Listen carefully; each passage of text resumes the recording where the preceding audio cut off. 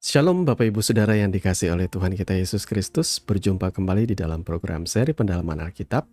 Bersama saya Billy Elia yang seperti biasa akan menemani saudara selama kurang lebih 10-20 menit ke depan, di mana saya akan mengajak Bapak Ibu Saudara untuk kita bersama-sama membaca dan merenungkan kebenaran firman Tuhan, perikop demi perikop dimulai dari Perjanjian Baru.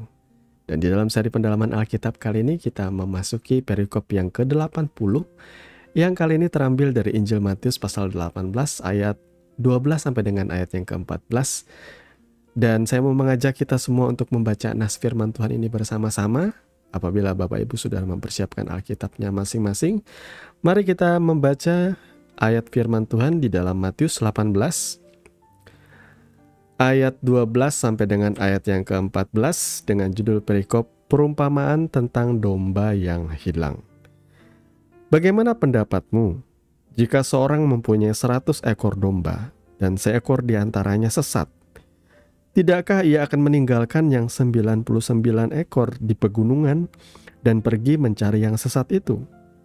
Dan aku berkata kepadamu, sesungguhnya jika ia berhasil menemukannya, lebih besar kegembiraannya atas yang seekor itu daripada atas yang ke-99 ekor yang tidak sesat. Demikian juga Bapamu yang di sorga tidak menghendaki supaya seorang pun dari anak-anak ini hilang. Amin untuk kebenaran firman Tuhan. Nah, Bapak Ibu Saudara yang dikasihi oleh Tuhan kita Yesus Kristus, sebelum kita bersama-sama merenungkan kebenaran firman Tuhan, mari kita terlebih dahulu merendahkan hati dan berdoa. Bapa, di dalam nama Tuhan Yesus, terima kasih untuk kebenaran firman dan kesempatan kami bersaat teduh.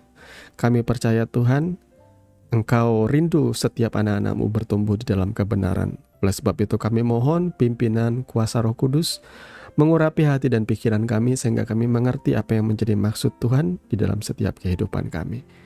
Di dalam nama Tuhan Yesus kami berdoa. Amin.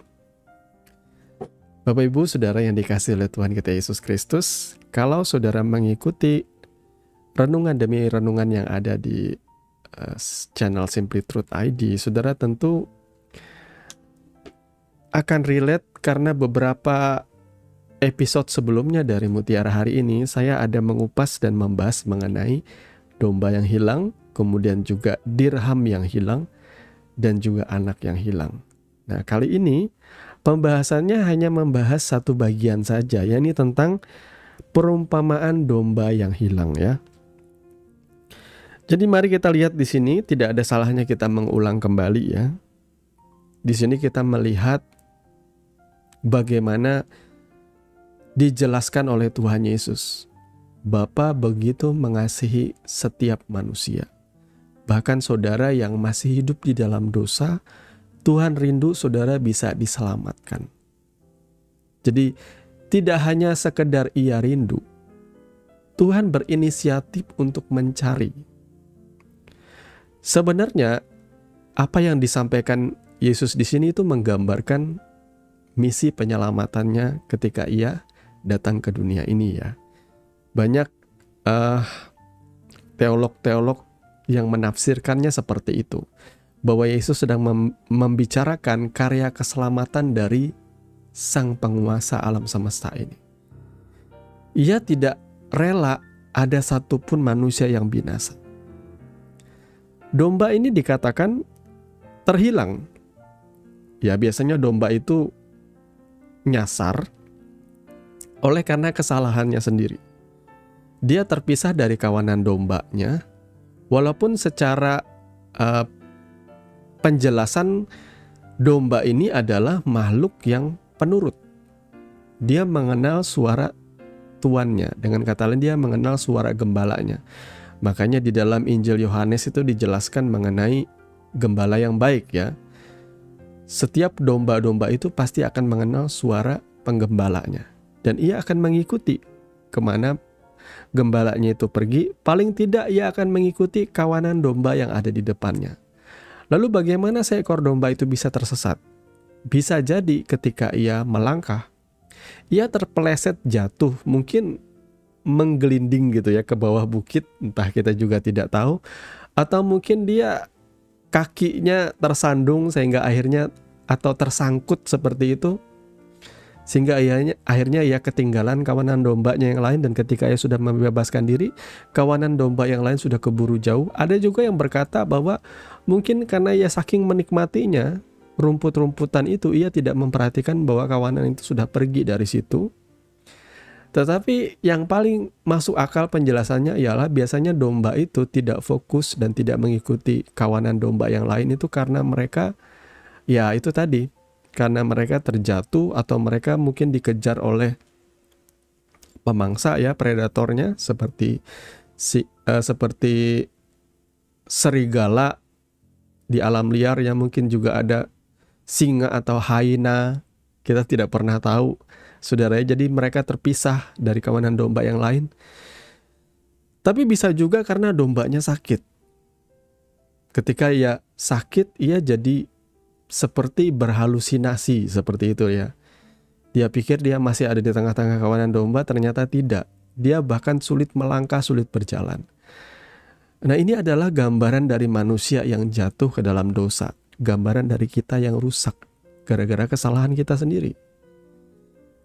Yesus menggambarkan di sini manusia jatuh itu oleh karena pilihannya. Mereka yang memilih untuk jatuh ke dalam dosa. Ketika kejadian di Taman Eden, walaupun ya ini yang disebut dengan dosa yang kita tidak sadari kita perbuat, ternyata itu diperbuat oleh manusia yang pertama, Adam dan Hawa ya, yang jatuh dalam dosa, dan itu harus kita tanggung juga sampai hari ini. Namanya dosa turunan atau kutuk keturunan seperti itu ya. Akhirnya kodrat dosa itu ada di dalam diri kita ya. Kita ini terjual di bawah dosa. Makanya kita menjadi hamba dosa. Segala hal yang dilakukan manusia itu semata hanya untuk memuaskan perbuatan-perbuatan dosa. Apapun yang kita hasilkan itu jauh dari kata yang namanya memuliakan Tuhan. Betul nggak kita ini hamba dosa? Coba saudara selidiki hidup saudara. Hari ini agama itu ada untuk mengekang perbuatan-perbuatan itu. Tapi secara naluriah, kita itu punya kecenderungan untuk jatuh dalam dosa. Kebohongan, manipulasi, penipuan, sampai ke dosa-dosa berat seperti pembunuhan, penganiayaan, membenci, menyakiti, membuli. Itu semua adalah manifestasi dari dosa yang diam di dalam diri kita, saudara ya, yang menetap dalam diri kita. Daging kita ini ada di bawah dosa. Kita tidak perlu diajar dari kecil kita bisa berbohong. Kita nggak perlu diajar, kita dari kecil sudah bisa membenci. Sudah bisa bahkan menyakiti orang lain. Bahkan dari kecil tanpa diajari sekalipun kita sudah tahu yang namanya perzinahan, percabulan dalam pikiran kita. Itulah benih-benih dosa yang diam di dalam kita oleh karena kejatuhan manusia. Itulah gambaran dari domba yang hilang ini. Hilang ini juga bisa berarti sama seperti anak yang hilang itu ya. Hilang ini artinya dia terpisah. Relationship-nya dia jauh dari Tuhan. Bagaimana mungkin kita bisa menjangkau Tuhan sementara kita masih ada di dalam dosa? Tidak mungkin yang suci itu berkenan bersekutu dengan yang tidak suci. Saudara, tidak mungkin saudara bisa memandang Bapa, berjumpa dengan Bapa, berbicara dengan Bapa, artinya Tuhan yang tidak kelihatan, yang kudus, yang adalah consuming fire atau api yang menghanguskan, itu tidak mungkin. Makanya Yesus berkata, "Aku adalah jalan, kebenaran, dan hidup. Tidak ada seorang pun bisa datang kepada Bapa kalau tidak melalui aku." Dia sedang menggambarkan bahwa dirinya adalah jalan itu, kebenaran itu, dan hidup itu. Dia adalah roh yang menghidupkan. Dia juga adalah pribadi yang mematahkan setiap keterpisahan kita dengan Bapa. Kuk perhambaan dosa itu sudah dipatahkan. Sehingga kita bisa kembali kepada panggilan semula kita. Kita ini diciptakan untuk bersekutu dengan Tuhan. Kita ini adalah milik kepunyaan Tuhan. Kita ini adalah anak-anak Tuhan. Maka ketika saya dan saudara diselamatkan, hubungan yang tadinya jauh itu menjadi dekat. Kita bisa berdoa memanggil Ia Bapa. Satu panggilan yang begitu intim yang tidak diajarkan oleh keyakinan lain selain di dalam kekristenan. Tuhan Allah kita adalah Bapa kita. Itu menggambarkan kedekatan, keintiman. maka setiap orang percaya mereka menjadi anak-anak Bapa yang ada di sorga. Jadi karena Yesus, karena Allah Bapa kita yang tidak kelihatan itu begitu mengasihi manusia, maka ia mengutus anaknya yang tunggal. Artinya roh firman itu menjadi daging, ya, tinggal di tengah-tengah manusia dan mengerjakan karya keselamatannya, yakni mencari domba yang hilang itu. Jadi Yesus di sini sedang memberitahu kepada kita bahwa ialah Tuhan itu sendiri yang turun ke dunia ini untuk mencari yang terhilang, dan ia meninggalkan ciptaan-ciptaannya yang mulia seperti malaikat lah dan segala macam. Dia tinggalkan di sorga sana. Dia tinggalkan sorga untuk mencari satu dombanya yang terhilang, yakni manusia. Itu adalah gambaran dari anugerah keselamatan. Kasih itu aktif. Ia mencari.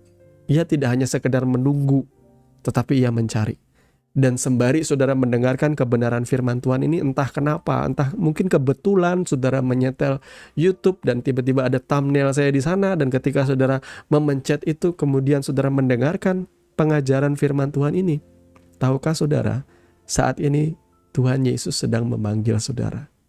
Ia sedang mengumpulkan dan mencari dombanya yang hilang, yakni saudara. Ia rindu untuk menyelamatkan engkau. Ia rindu untuk memulihkan engkau dan mengembalikan engkau kepada panggilanmu yang semula. Yakni engkau harusnya hidup bersama-sama dengan Tuhan, bahkan di dalam kekekalan kelak. Maka oleh sebab itu, dikatakan di sini ketika domba itu ditemukan, ia dengan sangat gembiranya. Dia bahkan lebih gembira atas satu orang yang harus diselamatkan ini, yang binasa ini, ketimbang yang 99 yang ia tinggalkan. Bukan berarti ia tidak mengasihi, tapi itulah kasih Tuhan. Saudara, di mana ada dosa, di situ ada berlimpah kasih karunia, kata Rasul Paulus. Jadi manusia yang terhilang itu, belas kasihan Tuhan itu ada masih kepada saudara. Selama saudara masih hidup, berarti saudara masih diberikan kesempatan untuk kembali dan bertobat kepada Tuhan. Jangan sia-siakan dan jangan buang kesempatan itu. Saudara yang sudah menghabiskan masa mudamu untuk perbuatan-perbuatan dosa, dan ketika engkau ditegur dan disadarkan, jangan lagi kembali kepada kubangan babi yang semula. Jangan kembali kepada kubangan hidup duniawimu. Ayo melangkah maju, berjalan mengikuti Tuhan dengan sungguh-sungguh. Saudara, saya percaya Tuhan masih mengasihi saudara. Selagi masih ada kesempatan, kembalilah kepada Tuhan. Tuhan memberkati kebenaran firman-Nya, dan mari kita berdoa. Bapa, di dalam nama Tuhan Yesus, terima kasih Engkau sudah mengajar kami. Lewat kebenaran firman-Mu, Engkau menuntun kami, Engkau memimpin kami, Engkau mengurapi kami. Dan saat ini Tuhan, kami mau berdoa agar kebenaran firman yang kami dengarkan boleh menjadi suluh pelita di dalam hati kami.